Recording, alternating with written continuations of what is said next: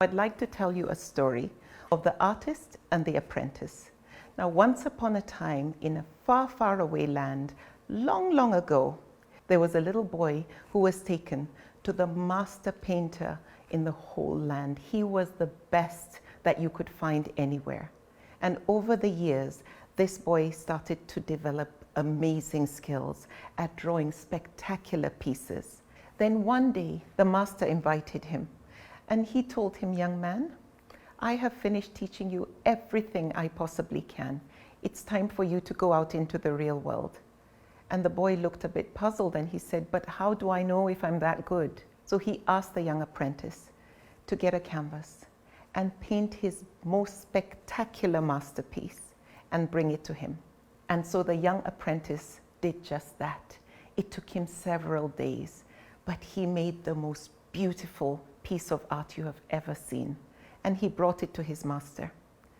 The master asked him to get an easel and take his canvas to the marketplace.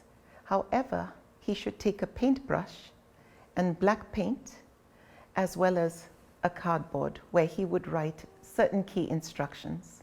So the boy took it to the entrance of the marketplace. He set up the easel, put the beautiful masterpiece up on display for everyone to see, and then set the paint and paintbrush next to it. And then he created this message. He was told by his master to write down, "If you see anything wrong, or if you dislike any part of this work of art, put a black dot on it."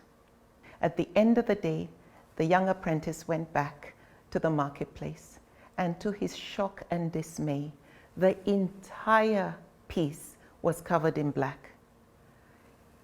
He was demoralized. He was dismayed. He was so deflated. So he took the piece back to the master and was actually in tears. He said, "They hate my work. I'm not that good." He told him to calm down and gave him the same set of instructions again to go and paint another spectacular piece. After a few days, reluctantly, the young apprentice did just that. And when he brought it back, it was just as beautiful as the first piece. So he took it once again to the marketplace as he was instructed to do. However, this time around, he was told to take white paint and a paintbrush, and what he was to write on the note was, "If you like any part of this painting, put a white dot on it." At the end of the day, he went back, and to his shock and disbelief, the entire painting was white. He was so excited. However, he was a bit puzzled. So he took it back to the master painter, and he said, "I don't understand. Some really like it and some really hate it." He then asked him to do one more assignment. He said, "Go once more and paint another beautiful masterpiece just like the other two." And the boy did. When he brought it back, he now asked him to get a blank canvas and a second easel.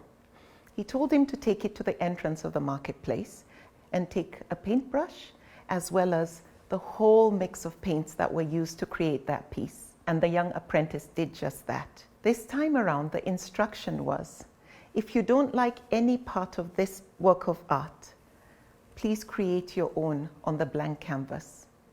And at the end of the day, the young apprentice came back, and he was quite surprised because his masterpiece was intact and the canvas he brought was totally blank, just the way he left it. So he went back to his master and he says, "I'm a bit confused. I took it, however, no one seemed to be able to replicate what I had done." He said, "Son, I want you to remember this. In life, there are people who will love what you do, and there are people who will hate what you do. There are people who would love the service you offer, and there will be people who will hate what you have to offer. However, if you are authentic, and if you make sure each and every time, in all your interactions, in everything you do, you produce your best masterpiece, then you have nothing to worry about. Remember this, those who do hate and criticize your work most likely won't be able to replicate what you do.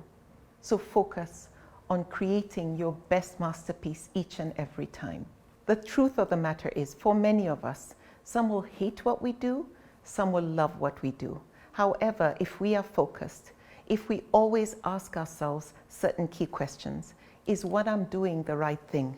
Am I making an impact? Is it valuable to society? Am I uplifting even one person? Is my intention authentic? Am I passionate about what I'm doing? And am I growing? You see, the world we live in today requires more from us than what we studied. Sometimes our paper qualifications don't actually matter. Have you ever stopped to think about what makes you special? What makes you different? You are the sum of your experiences, and you are different. And our gifts may seem the same as others. However, we all have that extra something, that extra ability to be the master of that particular thing. So be proficient. That is what makes you special, and that is what makes you go far.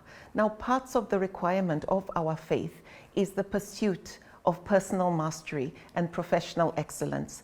The Prophet ﷺ said, whatever a Muslim does, he should do it with itqan, with excellence, with ihsan, with perfection, and with a level of goodness as well. Live your life with purpose and with the spiritual mission to do it with ihsan, with excellence, and with itqan. Practice your profession or anything you are doing the way you would your prayer. Do it with the kind of meticulousness that an act done to please Allah deserves. If you are going to get a reward for it, do it in a way that is most benefiting of any servant of Allah. Do it knowing that you are representing Allah as His Khalifa, as His representative. Be the best agent of Allah. Be the best extension, the personification of Allah's compassion and attributes. You have to learn as much as you can of who Allah is, what His attributes are, and what it takes to make you the best in your field.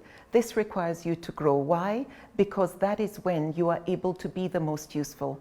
Remember the hadith, the best amongst you are those who are the most useful. So be the best at being the most useful. What do you need to study or practice to add to what you already know, to become better? See yourself as an apprentice, and as you become a master in your field, always embrace humility with whatever you know. Be curious and stay humble.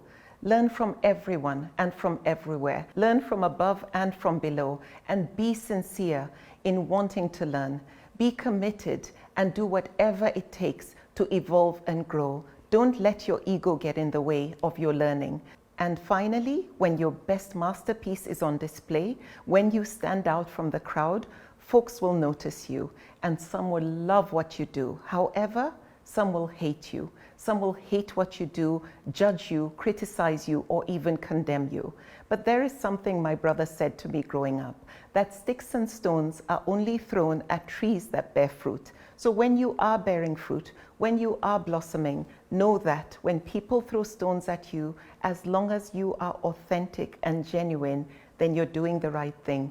You are on the right track. And also remember, those that criticize and condemn may do all that. However, they won't be able to do what you do as well as you do it. So do it anyway. Hold on tight to Allah's rope, and He will be your guide. He will be your compass. He will be your personal qibla, and He will fight your battles for you, and He will elevate you even more and more. Assalamu alaikum.